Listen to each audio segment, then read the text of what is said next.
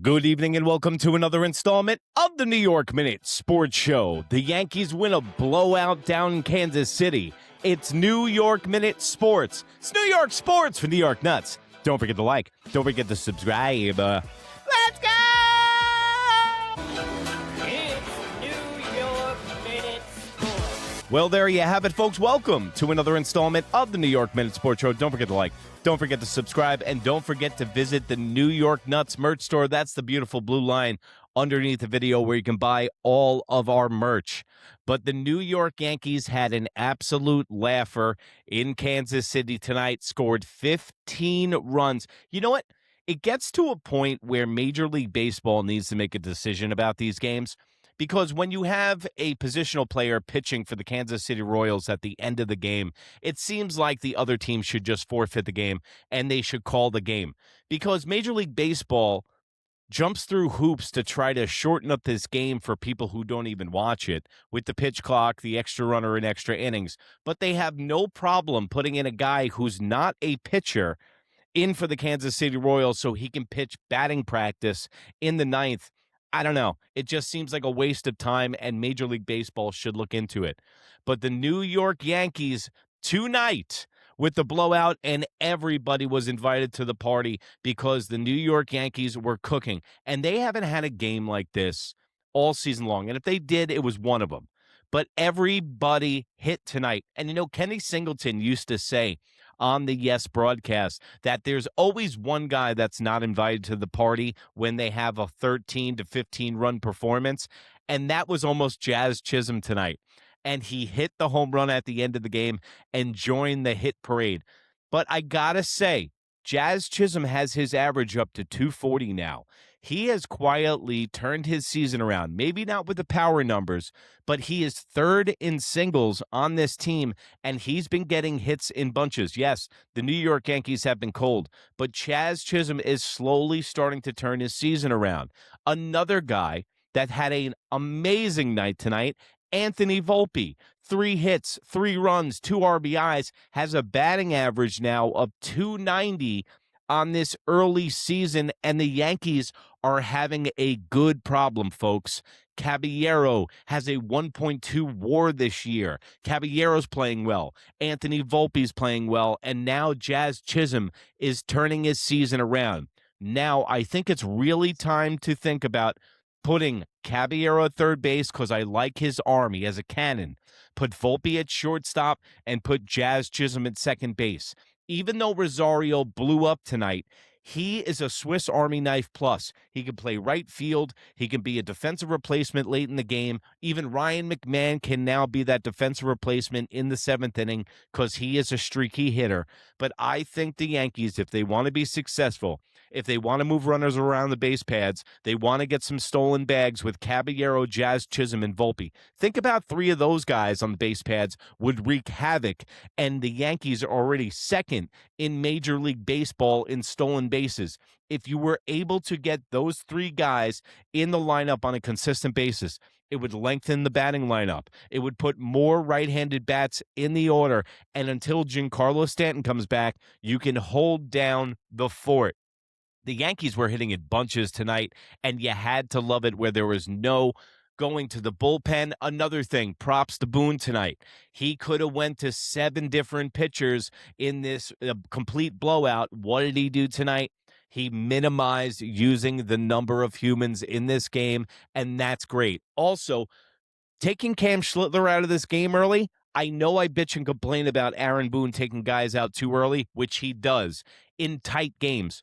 But tonight was a good night to take him out with 76 pitches because I don't know if Cam Schlittler's on an innings limit, but this is his first Major League Baseball year with full duty as a starting rotation guy, and now he's pitching so well. He's the top candidate for the Cy Young in my eyes, and now his workload is going to increase, and he's never had to work this much or had a full year at the major league level. So I think the Yankees, in perfect situations like this against Kansas City, is where they can give Cam Schlittler rest in times of need and get him off his feet. They have to lengthen this starting rotation out. Last year, I think with Max Fried and Carlos Rodon, Those guys put the team on their back, but you saw them run out of gas later in the year. And Max Fried pitched in the All-Star game. By the way, I don't want anybody playing in the All-Star game. I want all the players to go and put their feet up for 5 games. Seems like it works for the New York Knicks. But the Yankees now have a great game on their hands. Everybody got a taste. They didn't use a lot of bullpen arms, and Cam Schlittler came in and did what Cam Schlittler does. Now, I know it's a very small thing, but did you see when Cam Schlittler blew back, pause, no diddy, blew back Bobby Witt Jr. in the bottom of the 6th with a 9-run lead in the bottom of the 6th?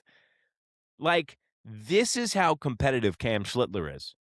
He's such a bulldog, and he's so locked in. And I think, correct me if I'm wrong, and I know you will in the comments, I think that is the first home run Cam Schlittler's given up all season long, if it's the second and it's May 26th. So you can see he gets pissed off on the mound, and I love the fire. Nowadays, it's either guys are like Jazz where they're way all over the place, way too open to the media, or they're complete mummies, and they show no emotion. Cam Schlittler has that good mix, and this is what I've been telling you guys. He's got the blood of a 10-year veteran. He's got the composure of a guy that's on a different level than the rest of the pitchers in Major League Baseball. And everyone keeps talking about Cam Schlittler. I keep seeing on socials about Skubal coming to the New York Yankees. Skubal coming to the New York Yankees. Dude, we got him. We got a better version of Skubal right now. Skubal is on his way down in his career. And I know thinking about Skubal, Max Fried, Garrett Cole, and Cam Schlittler in the playoffs is a real sexy thing to think about. But he is getting hurt. He got hurt earlier in his career. He got hurt throwing T-shirts out. Now he's coming up on a big year, and the guy's out. So I know he's probably going to get traded during the deadline. Let me know what you guys think in the comments below. I think with the horses in-house, the New York Yankees can sit on their hands as far as the starting pitching is concerned. As far as, I always joke around, can Skubal hit right-handed and play catcher? So that's what the Yankees need. They need more production from their catching position. But tonight, it's all good. It's all gravy tonight, guys, because Cam Schlittler pitched well, and the Yankees, what's better than the home cooking in Kansas City? I know the barbecue is good down there, but man, the Yankees feast on the Kansas City Royals. And I was even saying in the other episode was that peeling back the onion of the Tampa Bay Rays win-loss record, they haven't been playing good teams either. And the good teams that they played, they're one game below 500. They're 11-12 in interleague play this year. And I noticed that they had played 13 more games against the Central this year than the Yankees have. And you know that the Yankees own the Twins, everybody in the Central, and the Yankees still haven't played them yet. So I'm starting to like the New York Yankees right now because it seems like they're starting to come out of that funk. It's just what the doctor ordered, the Kansas City Royals. Now you can start getting the bats active, because if you even think back to the Mizorowski game, the Yankees have faced some really good pitching staffs. They faced the Texas Rangers twice. So they have faced really good pitching. So might as well feast on the really bad pitching. And it was a bullpen game for the Kansas City Royals, and whoever they threw out today was much better against the Yankees last time he faced them. I guess the book is out on the guy, and the Yankees took him to task tonight. Rosario is another guy that shows you he's going to be a good piece in postseason. He's going to be a great guy off the bench, and this is the difference between the running back Yankees this year.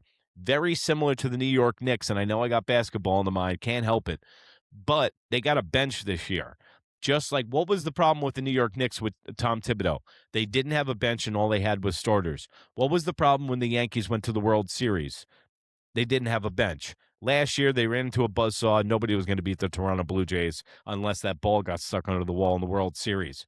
But now this year, they actually have the pieces, and what it reminds me of is the 96 Yankees. Not saying they have Cecil Fielder, Wade Boggs, and Ruben Sierra on their bench. I'm not going there. I'm not that crazy.